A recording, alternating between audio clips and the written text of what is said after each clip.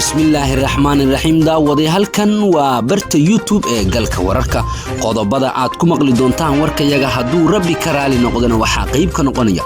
ciidanka booliska Soomaaliyeed oo gacanta ku dhigay kooxaha burcad ah isla markaana xilliyada habeenkii ah dhac ka kaysan jiray xaafadaha Muqdisho ra'iisul wasaaraha xukuumadda xilgaarsiinta oo arrimaha doorashooyinka kala hadlay beesha caalamka guddiga doorashooyinka maamulka galmudug oo gudoomiye doortay faahfaahin dheeraad ah oo ka soo baxaya qasaaraha ka dhashay dagaal u dhaxeeya ciidanka dawladda federaalka Soomaaliya iyo al-shabaab oo ka dhacay degmada Diinsoor ee gobolka Bay madaxweynaha maamulka Koonfur Galbeed Soomaaliya Cabdicasiis Laftagareen oo kulan markaasi booqasho ah ku jooga dalka Nigeria ayaa wax uu kulamo la qaatay maamul goboleedka Kadusu ee waqooyiga Nigeria Naasir Ahmed iyo sidaas oo kale golihiisa wasiirada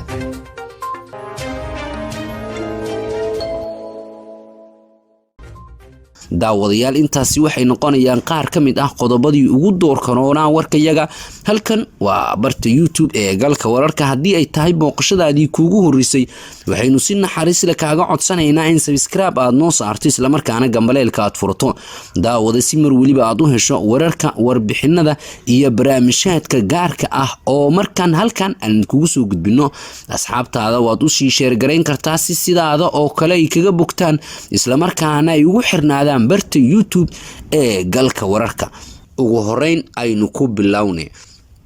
ciidanka booliska Soomaaliyeed waxay gacanta ku dhigeen kooxo burcad ah isla markaana xilliyada habeenkii ah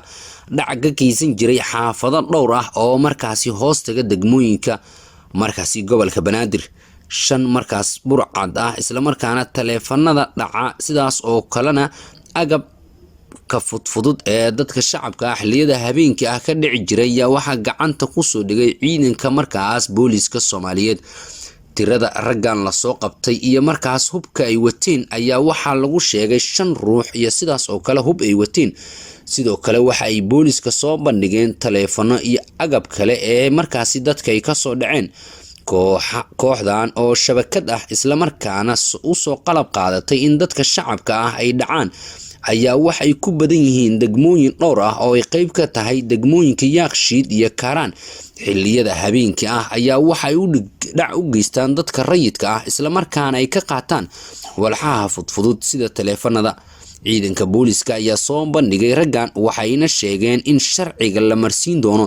afhayeenka ciidanka booliska Soomaaliyeed ayaa sheegay in ciidanka booliska ay sii wadi doonaan howlgallada ka dhanka ah kooxaha burcadka ah maalmihii ugu dambeeyay degmooyin dhowr ah oo dhaca gobolka Banaadir waxa ku soo badanaya kooxo burcad ah isla markaana dhac geysta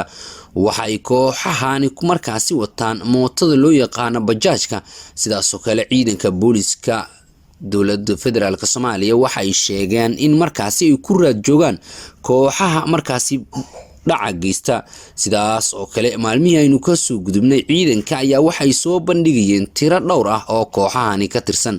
markana ra'iisul wasaaraha xukuumadda xilgaarsiinta Maxamed Xuseen Rooble oo wada dardargelinta iyo dadaalada arrimaha doorashooyinka waxa uu beesha caalamka kala hadlay arrimaha doorashooyinka ra'iisul wasaaraha xukuumadda xilgaarsiinta Maxamed Xuseen Rooble iyo wakiilada beesha caalamka ayaa waxa yeesheen kulan looga hadlayo horumarada laga sameeyay arrimaha doorashooyinka dalka amniga iyo sidaas oo kale taageerada beesha caalamka ee markaasi dhaqaale iyo farsamo ee arrimaha doorashooyinka kulankan ayaa la isku afgartay in beesha caalamka ay qaadato doorka ku aadan taageerida dhaqaale iyo farsamo ee markaasi looga baahan yahay arrimaha doorashooyinka guddiga doorashooyinka heer federaal ayaa shalay doortay gudoomiye iyo gudoomiye xigeen waxaana si habsami leh u socda arrimaha doorashooyinka tan iyo markii arrimaha doorashooyinka iyo amniga uu la wareegay ra'iisul wasaaraha xukuumadda xilgaarsiinta Maxamed Xuseen Rooble waxa uu waday dadaalo dhowr ah oo markaasi ku aadan dardargelinta arrimaha doorashooyinka waxaana sidaas oo kale si habsami leh u socdo isla markaana meel wanaagsan marayo hanaanka arrimaha doorashooyinka markana galmudug guddiga doorashooyinka galmudug waxa ay doorteen gudoon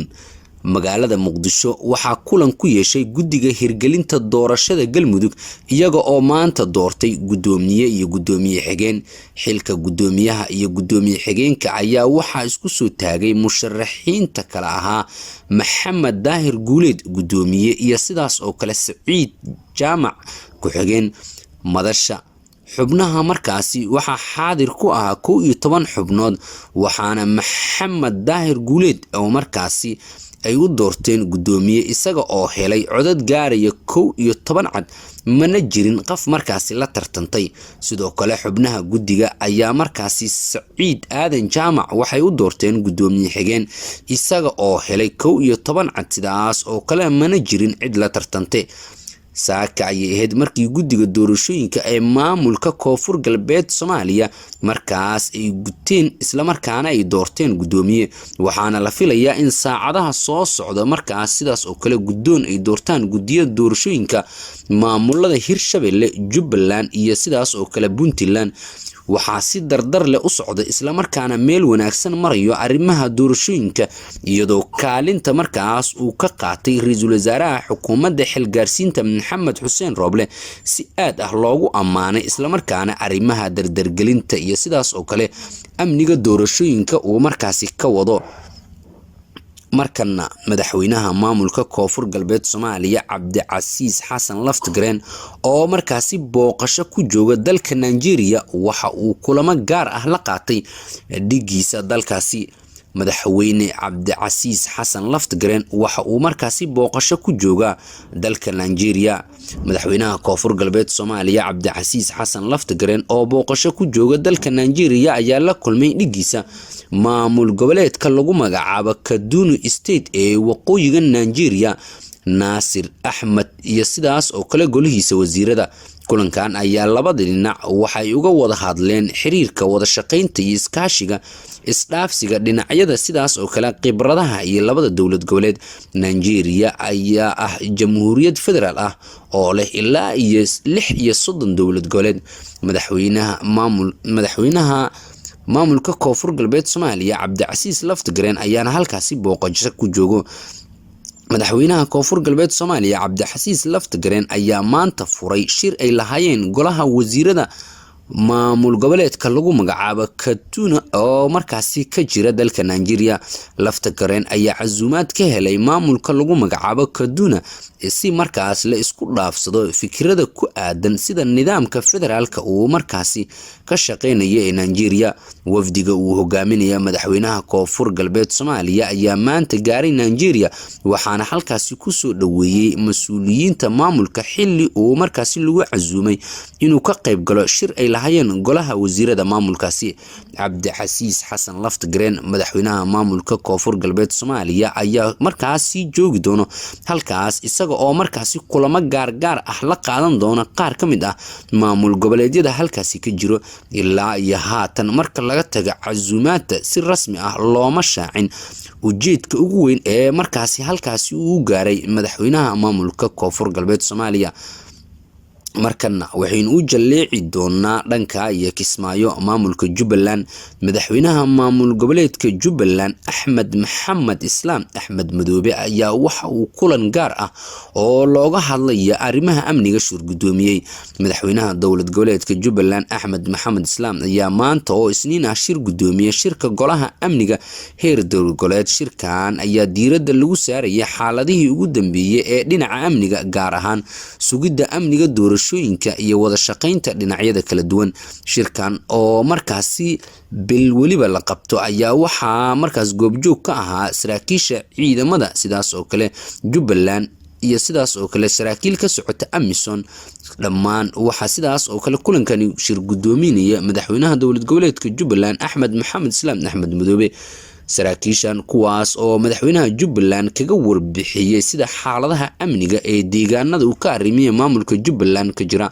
madaxweynaha dowlad goboleedka Jubbaland Axmed Maxamed Islaam ayaa waxa uu faray dhammaan saraakiisha ciidamada in kulanka ay ka qayb galaan arrimaha dardargelinta sugidda amniga iyo howlgallada ka dhanka ah al-shabaab. kulankan ayaa waxaa diiradda lagu saaraya sida markaas al-shabaab looga saari lahaa deegaano iyo degmooyin dhowr ah oo ay kaga sugan yihiin deegaanada uu ka arrimayo maamulka Jubbaland. daawadayaal guud ahaan warkii oo aad kala socoteen galka wararka waa naga intaa. waad ku mahadsan tahay la socodkii la jaanqaadka warkayaga. waxaynu diiradda saari doonaa oo aan eegi doonaa wararkii ugu dambeeyay ee Itoobiya ka imaanaya hadba xaaladda halka ay marayso iyo arinku sida uu yahay ayaan idiin soo gudbin doonaa annagoo mar waliba u jaleeci doono wararkii ugu dambeeyay ee halkaasi ka imaanayo. waad ku mahadsan tahay la socodkii la jaanqaadka warkayaga. waa barta YouTube ee galka wararka. booqashadaadii ugu horreysay haddii ay tahay subscribe noo saar, asxaabtaada u sii share garay, qaybta hoose ee oraahda commentiga